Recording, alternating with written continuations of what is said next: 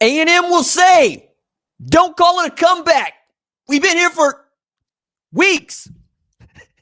A&M completes one of the coolest comebacks in SEC history, coming back from 27 points down to defeat South Carolina 31-30. Let's talk about what this means for an A&M team that is 10-0 for the first time since 1992 and very much looks like one of the three best teams in college football. What's up, kinfolk? It's RJ Young. I am not on a step mill. If this is your first time watching Adapt and Respond, thank you for joining us here. We talk college football year round. If you're into that, go ahead and hit that subscribe button, like this video, and answer the question in the comments below. Did you believe that Texas A&M was going to pull off a 27-point comeback, 28-point comeback to defeat South Carolina after the half? Now, this is the part where I'm going to be a little bit black on this one and say it feels like there's a hate at Texas A&M, at Kyle Field, where this game took place. And that hate decided to annoy, ridicule, and otherwise piss off A&M to start the first half.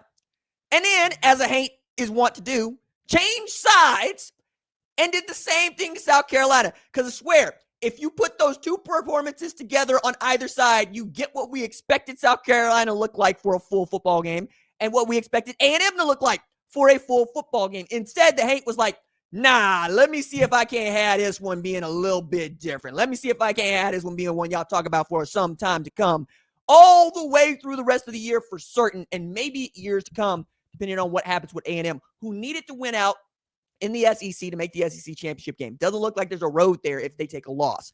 And this game was not supposed to be the one that tested them. That's a couple weeks from now, A&M, when you got to play Texas. But they turned out to put this one on a Heisman difficulty as they go into the locker room down 30-3, and Marcel Reed could not have played worse football. I'm not kidding. He could not have played worse football in the first half. He tried to throw 6 interceptions in the first half alone, and it was like he had forgotten who the hell he was and that he is in the running for the Heisman Trophy, only to come out at halftime and go from Busta to Super Saiyan Blue.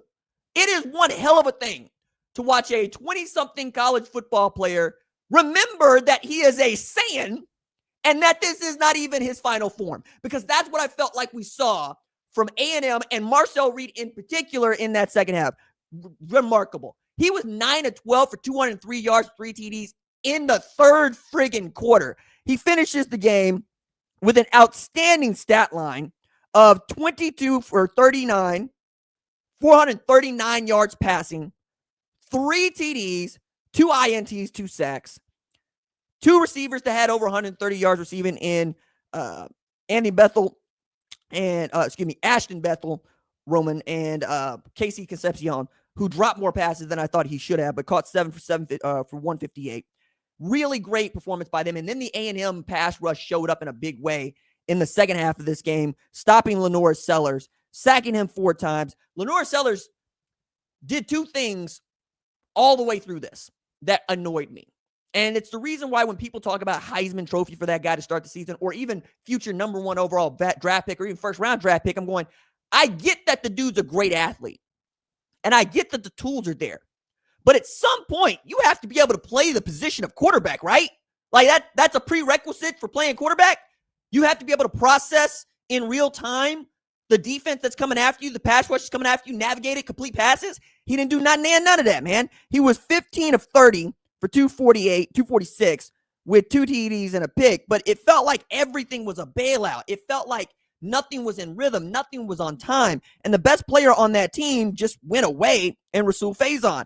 I thought that he was going to be pretty important to their success. Nick Harbor actually shows up with 3 catches for 102 yards, 1 on a gotta have it 4th down play. But after that, it's Lenore Sellers. Can you get out of the way?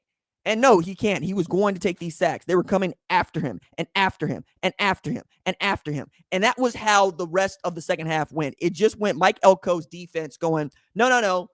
Now that we've seen our offense has gotten back into this and we've started to say we're just not going to get our asses kicked, we're going to hold you scoreless in the second half. We are going to get to celebrate our head coach's 6-year extension.